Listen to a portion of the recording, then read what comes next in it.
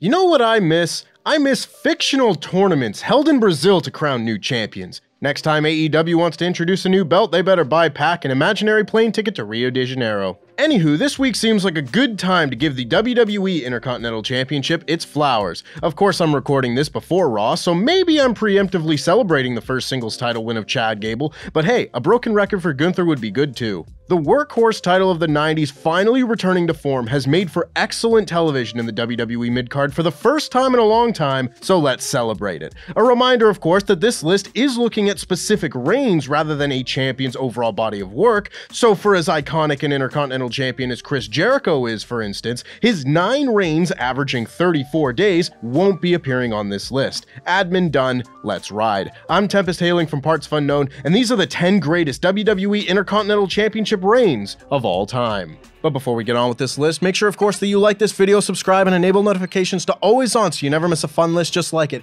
And make sure you check out the latest edition of Survival Series where everyone tries to name every AEW champion, and I mean every AEW champion.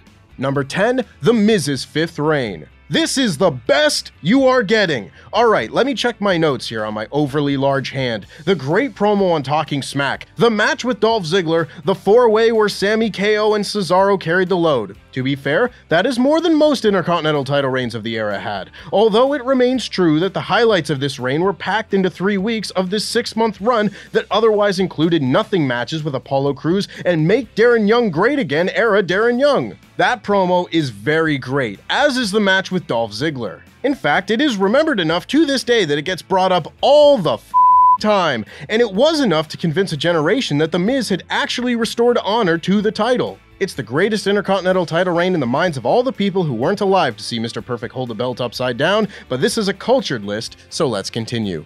Number 9, Randy Orton. There weren't a lot of examples of the Intercontinental title actually elevating someone to main event status post-Attitude Era, but one of those examples was 23-and-a-half-year-old Randy Orton, who beat Rob Van Dam at Armageddon 03 to start his one and only reign as IC champ. This was the Evolution has all the belts era of Raw, and the evolutionary that held their belt the longest was Randall Kentavious Orton. While the title wasn't the main focus of his run with Mick Foley up to WrestleMania 20, their match at Backlash over the IC belt is one of the very best matches in the title's history. Orton was also able to have very solid matches during this time with guys like Shelton Benjamin and Chris Jericho, raising his stock tremendously by the time he lost the title to Edge at Vengeance in an extremely underrated match. It's not often these days that you see the Intercontinental Champion immediately go for the world title upon losing the belt, let alone winning it, but Randy Orton pulled it off with the best IC title reign of the 2000s. Number 8, Mr. Perfect's 2nd reign. When Dave Bradshaw's era of wrestling fan thinks of the Intercontinental Championship, one of the people who is holding that title is Mr. Perfect. Occasionally upside down, but I guess even Kurt Hennig couldn't be perfect 100% of the time. Had Perfect's 2 reigns as IC champ not been interrupted by a Texas tornado,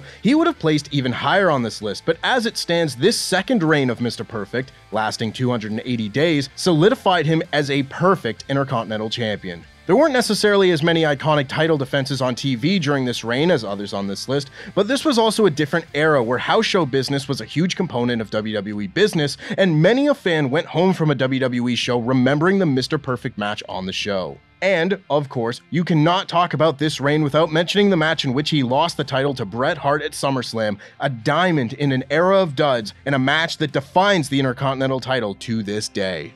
Number 7, The Rock's 2nd reign. I'll tell you right now, the Attitude Era will not see a lot of love on this list. In the 5 years between WrestleMania 13 and WrestleMania 18, the IC title changed hands 42 times. There were 11 in 1999 alone. However, amidst a sea of short, unmemorable reigns, there was one that was long, featured great character work, and elevated the champion to heights unmatched since, and that reign belonged to The Rock. Old Dwayne Rock Villa's first go-around with the belt was not great, the height of the Die Rocky Die era, but his 2nd reign was different. The leader of the Nation of Domination, this is where The Rock came into his own, and any reign that can boast the rise of one of the greatest superstars in the history of the wrestling business must be pretty great. This wasn't the era of regular stellar title defenses, but The Rock left his best match as Intercontinental Champion for last, dropping the title in one of the early classic ladder matches to Triple H at SummerSlam 98. A match so good it might even distract you from the neon yellow ladders they used. Just a few months later, The Rock was the WWE Champion, and a quick transition from mid-card champ to world champ is a mark of a successful reign in my book. Number 6. Pedro Morales' second reign. It's time to cast our minds back to an era of territorial WWF, when all title reigns started and ended in the Northeast. Enter former WWF champion Pedro Morales, one of the most successful champions in the company's history, becoming just the third Intercontinental Champion ever. His first reign was also a contender for this list, but ultimately it would be his second, clocking in at 424 days that would put him among the greats. The first ever Triple Crown champion in WWE history, Morales' rivalry with Don Morocco over the IC title was one of the most iconic feuds in the promotion during the early 80s, with the two trading the belt back and forth for over 2 years. Morales lent a lot of credibility to this new championship, and his 14 months with the title between November of 81 and January of 83 remains some of the most successful in the title's history. Unfortunately, much of this reign is unavailable to rewatch today, but that doesn't make it any less excellent. Number 5. The Honky Tonk Man.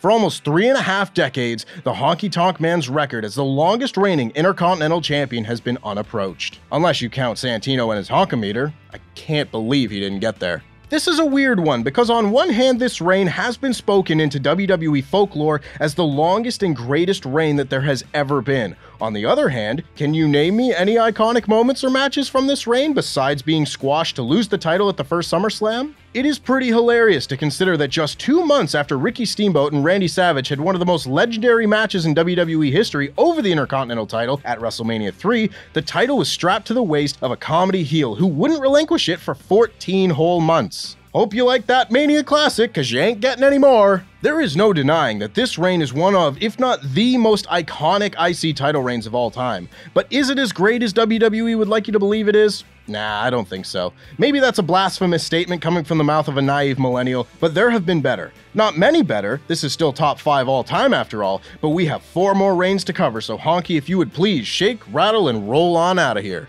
Number 4. Razor Ramon's first reign. Despite never climbing up the card to main event status after any of his 4 stints with the Intercontinental title, the first to hold the title that many times by the way, Razor Ramon still managed to become one of the premier IC champs of all time, but especially of the 90s. His latter 3 reigns helped solidify that status, but the first time Razor Blade Ramon held the gold was his best. Holding the title for just shy of 200 days, Razor's first reign began controversially, winning a Battle Royal and beating Rick Martel to become the new champion after Shawn Michaels was stripped of the title following a suspension. However, while 2 belts floating around may detract from some reigns, in this case it helps set up the defining match of Razor's reign, one of the defining matches of the 90s, and still one of the most famous matches ever held over the Intercontinental Championship, the real Intercontinental Champion ladder match at WrestleMania 10. Razor won, solidifying him as not only the undisputed IC champ, but one of the best IC champs of all time.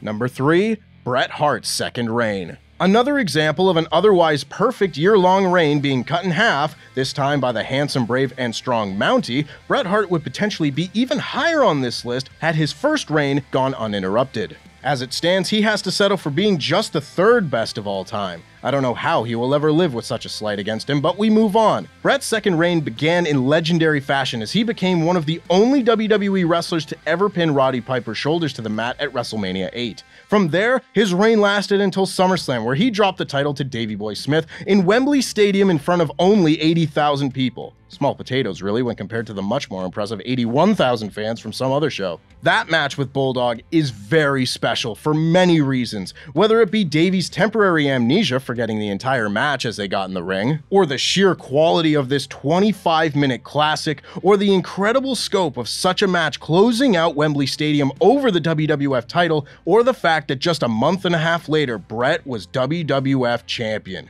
One of the greatest examples of the IC title being used to slingshot a wrestler up the card there has ever been.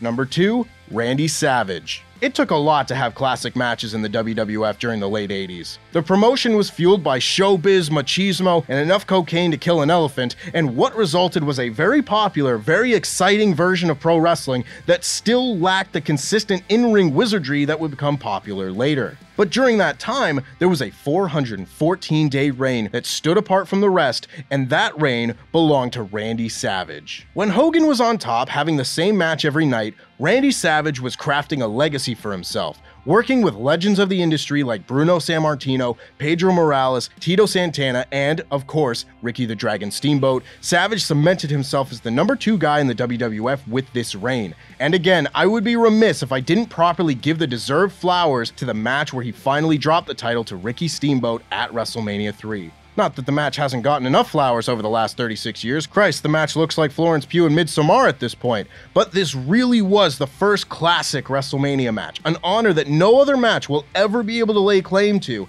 and an honor held by an Intercontinental Championship match. And number 1, Chad Gable. Just in case, right? Number 1, Gunther. Gunther's the best Intercontinental Champion of all time. It's not even close. And to think it could all have been thrown in the shit if Vince McMahon was allowed to have his way with the artist formerly known as Walter. The man is simply one of the greatest pro wrestlers ever to grace the sacred mat, as are many on this list. But what Gunther has been able to do with the IC title in this decade, long past the days when the title was respected, is Hall of Fame worthy. Whether it be his Clash at the Castle masterpiece with Sheamus, or his WrestleMania stealing 3-way with Sheamus and Drew, or any of the countless TV classics he has had over the last 14 months, Gunther has made his name synonymous with the Intercontinental title by simply being what the Intercontinental Champion was always said to be, the true workhorse champion of the entire promotion. There is no man more deserving of being the longest reigning Intercontinental Champion in the title's history, unless Chad Gable actually did win the belt last night, of course.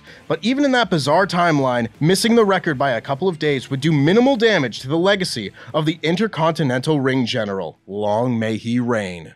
And that's our list. Please make sure, of course, that you like this video, subscribe, and enable notifications to always on so you never miss a fun list just like it. And make sure you check out the latest edition of Survival Series. Here's a clip.